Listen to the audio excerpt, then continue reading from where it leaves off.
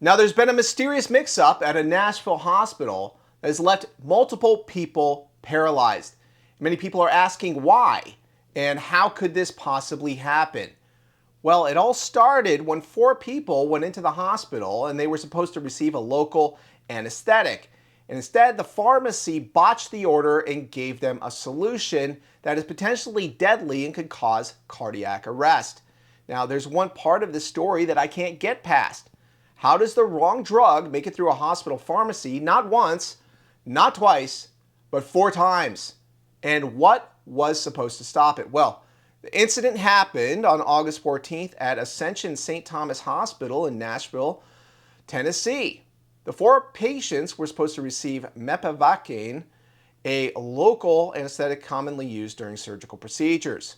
Well, instead, the hospital says that it supplied potassium phosphate because of a pharmacy mix-up. Now, potassium, of course, is something your body needs, but in excessive amounts or administered too rapidly, it could have disastrous consequences such as changes in heart rhythm and potentially cardiac arrest.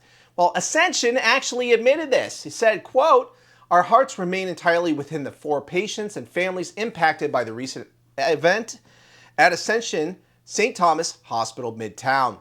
On behalf of our leadership and care teams, we extend our deepest apologies for the harm caused." Well, one of those patients was 72-year-old Glenda Dorton. Her family told Fox 17 that she went to St. Thomas Midtown for what was supposed to be a routine knee replacement. Well, instead, she became one of 4 patients caught up in this medication mix-up.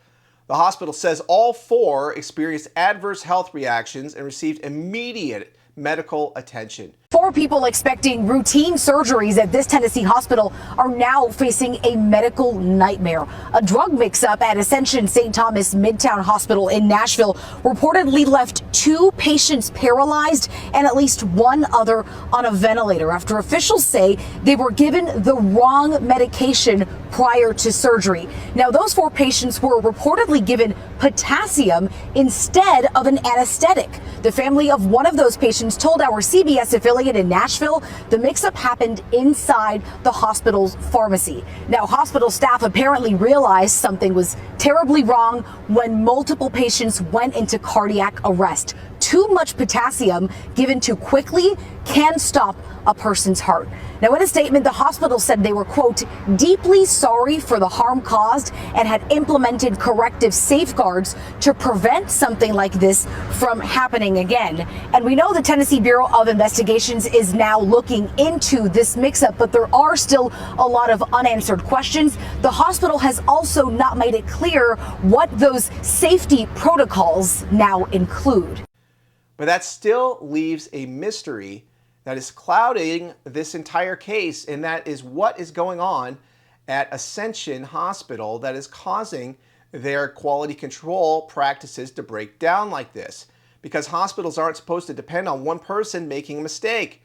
They have systems designed around the reality that people do make mistakes. So, drugs are labeled, they're stored in particular ways, orders are checked, medications are scanned, pharmacists verify them, and there's supposed to be multiple opportunities to catch a potentially catastrophic error before a drug reaches a patient.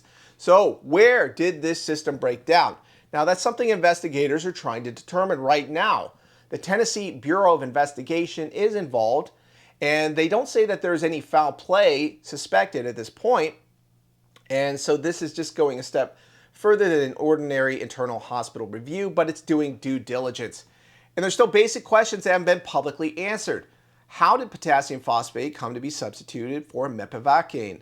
Was there a labeling problem or a storage problem, a dispensing problem? And perhaps most importantly, if the wrong medication reached one patient, why didn't that trigger something that prevented it from becoming a problem that affected another 3 patients? So that's what makes this case so disturbing. It wasn't an obscure diagnostic disagreement. It was an unexpected complication during an unusually difficult operation. So according to the hospital's own account, 4 patients were simply given the wrong drug. And for the people involved, the consequences may be life-changing. So investigators have to determine how that happened. whether anyone bears responsibility towards these patients, who is criminally or liable in terms of negligence. Why were these safeguards breaking down and they didn't catch the error in time? So I'm curious what people who actually work inside these systems think. And there are a lot of intelligent people online who are weighing in. So if you're a pharmacist, nurse, anesthesiologist, physician, or someone involved in hospital medical safety, explain to me why nobody caught this. Because that's a question I keep coming back to. Not whether somebody made a mistake. It's more about the institutions that are breaking down. Human beings make mistakes. So how did the system allow that mistake to apparently reach 4 different patients? So the involvement of the Tennessee Bureau of Investigation also elevates the matter beyond an ordinary internal hospital review. So the agency's investigation could determine whether the episode involved criminal negligence or other conduct warranting state action. And that's where it gets really interesting. Now, some online have looked to the hospital leadership as a potential culprit in the shocking case. Well, I took a look at this, and I'm not persuaded that there's any evidence that this is a major factor at all. Ascension St. Thomas Midtown is led by Dr. Shubhata Jagazia, a longtime physician and endocrinologist who serves as president and CEO of Ascension St. Thomas Hospital, Midtown and West campuses. Now, Jagazia received her medical degree from St.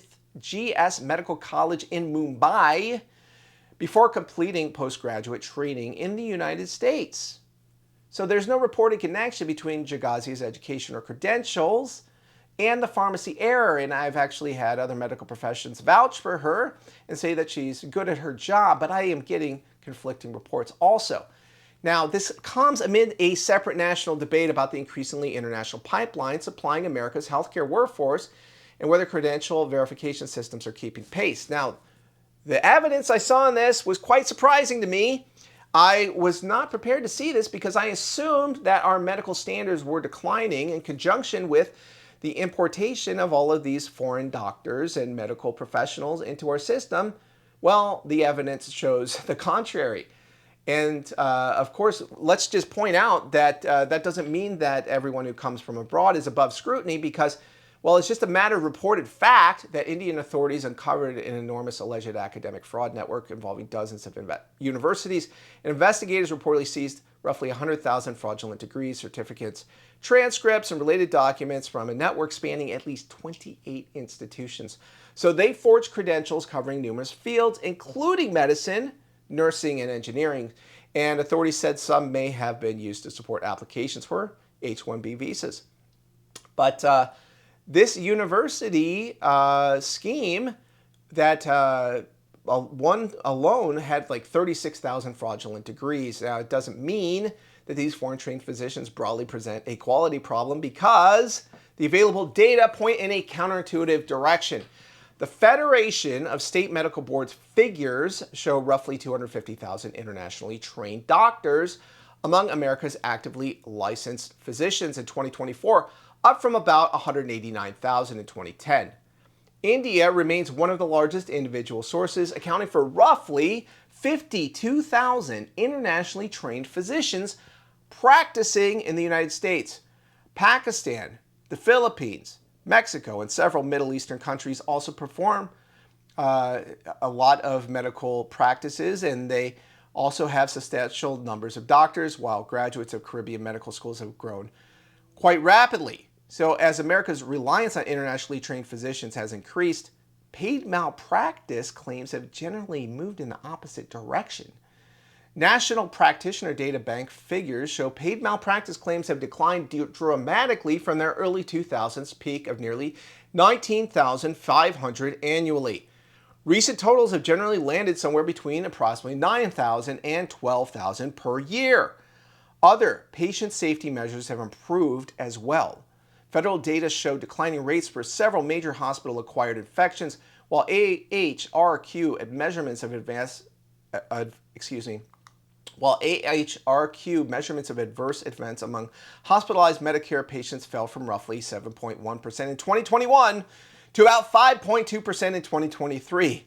So it would be difficult to make the case from these numbers that a larger foreign-trained medical workforce has coincided with worsening patient safety.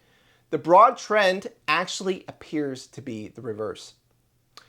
But medical errors remain notoriously difficult to measure. Of course, as a disclaimer, malpractice payments capture only cases ending in a financial settlement or judgment, not every mistake or adverse event, as we saw during the pandemic.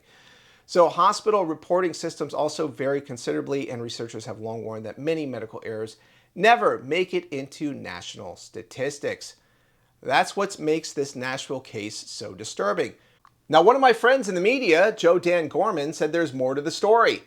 This is the same Nashville hospital system, Ascension St. Thomas. He said that misdiagnosed me, sent me home against my objections. 3 doctors decided to discharge me. I asked to see one of the doctors. The nurse simply said, "Go home and call them tomorrow." It was terrifying. Hand to God, I thought I was dying. A few hours later, I was readmitted and prepped for triple bypass open heart surgery. Now, the hospital he qualified, Ascension St. Thomas West, was filthy. Nurses, rude, unprofessional gangbangers, horrible experience, nobody in charge. They pretended to investigate, but they did not ask me any questions, nor did they even look at any videos or pictures that I had gathered. Other such horror stories followed, but whatever the reason for the mix-up, we need to get to the bottom of this, and hopefully the Tennessee Bureau of Investigation will come forward with a better look at what is going on at the hospital and why these systems broke down and why multiple people wound up paralyzed. So weigh in with your thoughts about this story. We always appreciate hearing from you at the Becker Brief.